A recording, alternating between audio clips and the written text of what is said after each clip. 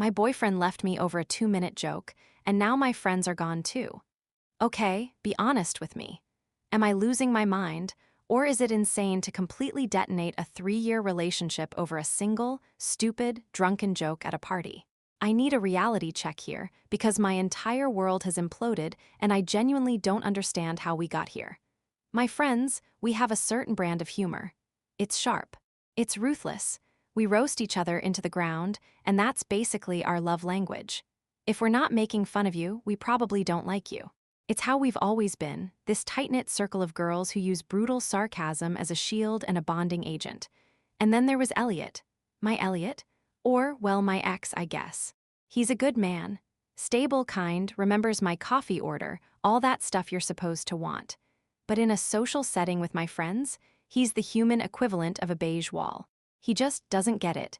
He doesn't get the banter, the sarcasm, the playful cruelty that we all thrive on. For 3 years, I've felt like a professional translator, constantly trying to bridge the gap between my world and his. At parties, he'd stand in the corner, nursing a beer with a polite, strained smile while my friends were tearing each other apart with laughter. I was always on edge, trying to run interference, trying to make him feel included while not looking like the girl who couldn't take a joke. It was exhausting, and I guess a part of me just wanted him to, I don't know, to be in on the joke for once. To show them he wasn't this fragile, serious thing I had to protect. I thought maybe one little push was all he needed. It was just a joke. It was supposed to be just a joke, right? The party was at Chloe's place, one of those warm summer nights where the wine flows a little too freely and everyone's guard is down. The air was thick with laughter and the smell of a citronella candle failing to ward off the mosquitoes. We were all crammed onto her back patio, a circle of tipsy women in that sweet spot of intoxication where confessions and terrible jokes feel like the highest form of art. Naturally, the conversation drifted to our significant others. It started innocently enough. Maya was complaining about how her husband still couldn't figure out the dishwasher, which led to a cascade of affectionate gripes about the men in our lives. It was a ritual, a familiar and comfortable one. A performance, really.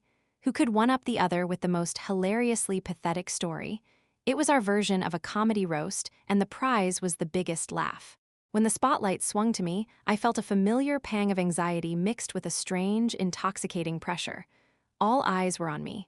Chloe smirked. "Come on, Jenna, Elliot's too perfect. There has to be something." I could feel them waiting, expecting me to deliver.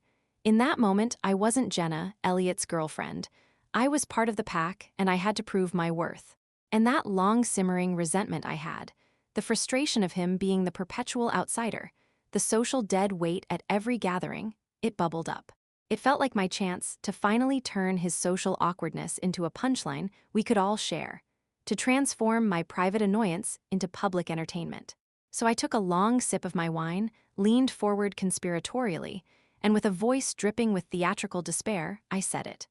"Oh my God, you guys have no idea.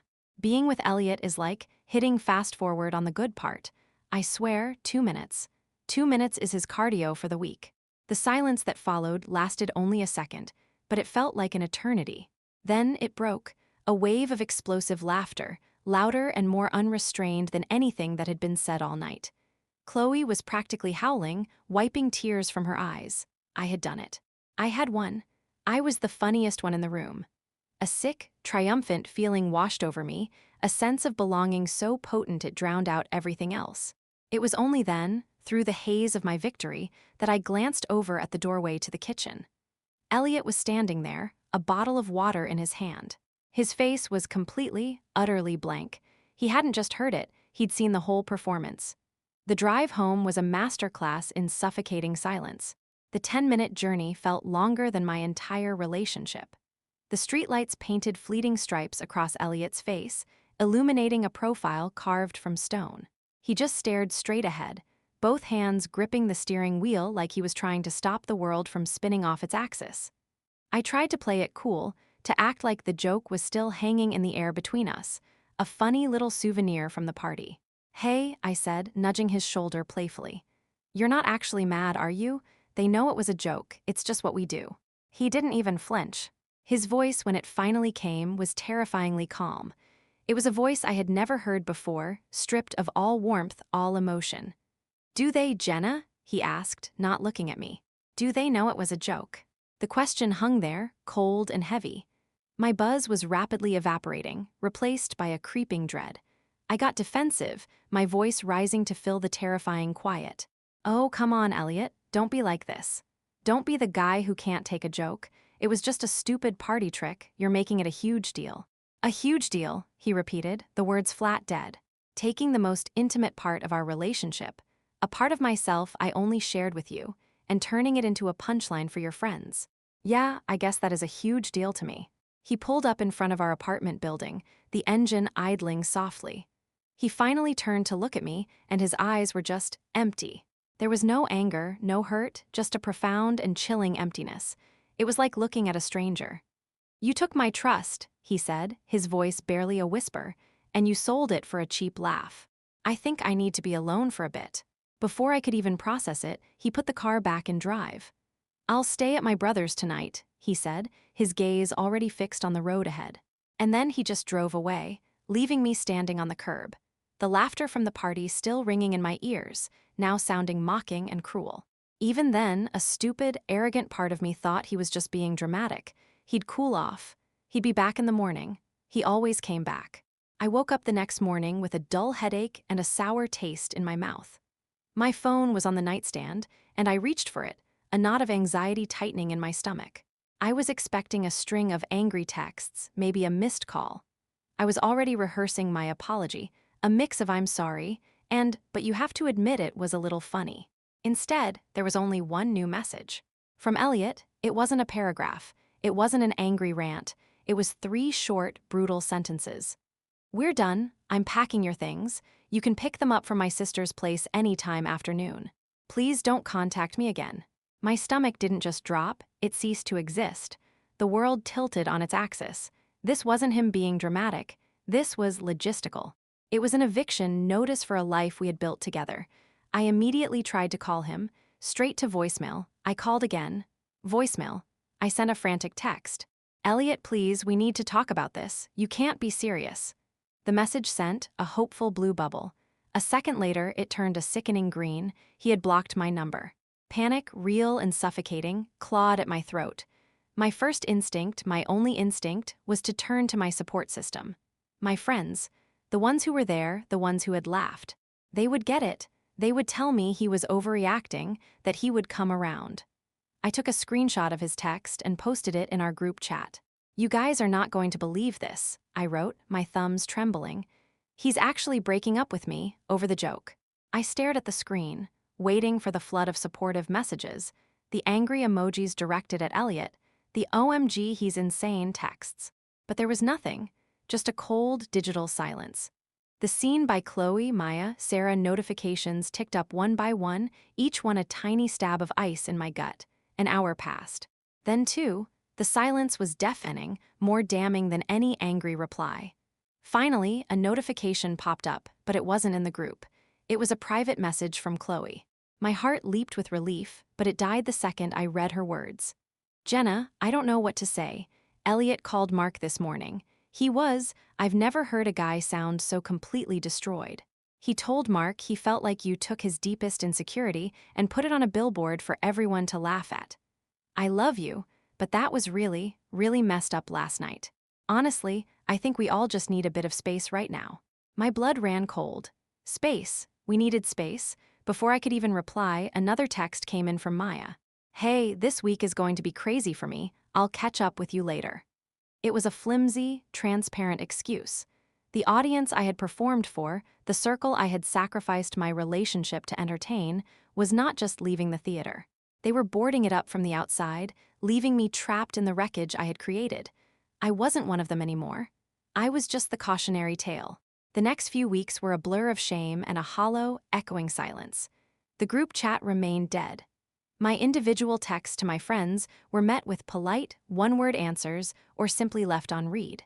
I was a social pariah, cast out of the very circle I had tried so desperately to impress. The isolation was a physical ache, a constant pressure behind my ribs. Eventually, I worked up the courage to face the final, humiliating task. I drove to Elliot's sister's house. Laura was a few years older than him, with the same kind eyes but a much sharper edge. She met me at the door, her expression unreadable. She didn't invite me in. My life with Elliot was packed neatly into 6 cardboard boxes stacked in her entryway. A potted plant I'd given him sat on top of one, its leaves already starting to wilt. "He asked me to give you this," she said, handing me a small, padded envelope. Her voice was neutral, but her eyes were cold.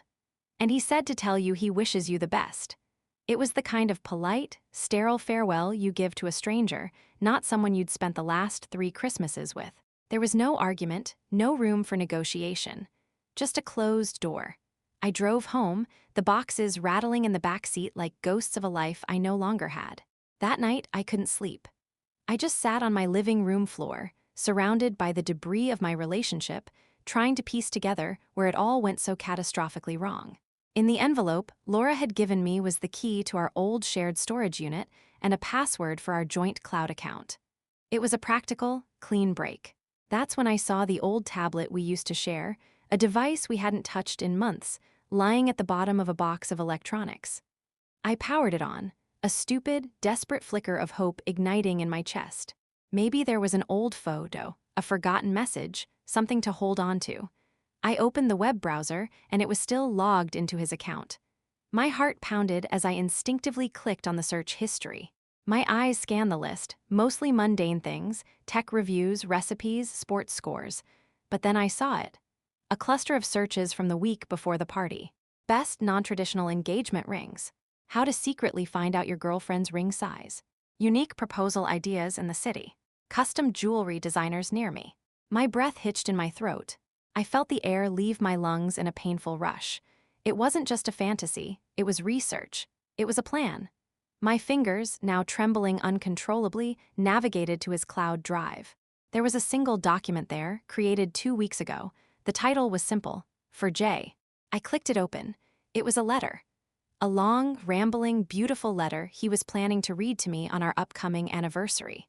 It was full of inside jokes, memories of our first date, and heartfelt words about how I'd changed his life, how I made him feel seen and loved. The last paragraph was about the future. He wrote about wanting to build a life with me, about picturing our kids, about growing old together. He said he finally understood what it meant to be home. I read it over and over, the words blurring through a thick sheet of tears. This was the man I had sacrificed on the altar of my friend's laughter. This was the future I had traded for a 2-minute punchline. The searches, the letter, they weren't just evidence. They were a detailed autopsy report of the life I had murdered, and I was the one holding the bloody knife. So this is my life now, an existence measured in echoes. I sit in this apartment that feels cavernously empty, surrounded by the cardboard tombs of a life I was supposed to be living. I haven't unpacked. What's the point? Every box is a reminder, every object a ghost. The silence is the loudest thing I've ever heard, broken only by the hum of the refrigerator and the frantic thumping of my own heart. It's a silence that magnifies every regret. My friends, they are ghosts of a different kind, flickering across the screen of my phone. I see their lives unfolding on Instagram, a vibrant, laughing world I'm no longer a part of. Last week, they went on a weekend trip to a cabin. There was a picture of Chloe wearing the oversized flannel shirt I left at her place months ago. She was smiling, arm in arm with Maya, raising a glass to the camera. No one seems to have noticed I'm gone. The show goes on without me. I see now I was never the star performer they all loved. I was just the opening act, a temporary diversion before the main event. My only connection to the world I blew up is this pathetic, clandestine ritual. I have a fake Instagram account, a burner profile with a generic name and a picture of a sunset. It's my dirty little secret, my portal into a life that has moved on without me. I don't follow Elliot. He blocked me on everything, and I'm sure his profile is a fortress. But his sister, Laura, isn't. So every night, after the city outside has gone quiet, I become a digital ghost. I open the app, my thumb trembling slightly as I type her name into the search bar. It's a compulsion, a desperate need for a breadcrumb, a sign, anything. Most days, there's nothing. But today there was a new post. It's a gallery of photos from a beach bonfire. A group of people, their faces lit by the warm, dancing glow of the flames. And there he is. In the center of a group shot, he has his arms slung casually around a friend, and he's laughing. It's not the polite, strained smile he used to wear at my parties, the one that never quite reached his eyes. This is a real, deep belly laugh, the kind that crinkles the corners of his eyes and shows all his teeth. He looks lighter, he looks free, he looks happy. Genuinely, uncomplicatedly happy. Laura's caption is what truly shatters me into a million pieces. It's a simple, loving sentence, a public note of pride not meant for my eyes, but it hits me like a physical blow. So good to see you finding yourself again. I've been staring at that picture for what feels like hours, the screen of my phone burning into my retinas. Finding yourself again. The words weren't a criticism, they were a diagnosis. He was lost. With me? I thought his quietness was a flaw, something to be fixed or made fun of. I never once considered that it was a symptom. I was the disease. The constant pressure to perform, to fit into a world that wasn't his, to endure the casual cruelty of my friends, that was me. I wasn't his partner, I was his cage. The stage lights are long gone, the audience has gone home, and the applause has faded into a ringing in my ears. It's just me, the clown, sitting alone in the dark with smeared makeup and a broken heart. The punchline to my big joke wasn't 2 minutes. The punchline was my entire life. And here I am, refreshing the page over and over, watching the man I love celebrate his freedom from the very person who was supposed to be his home.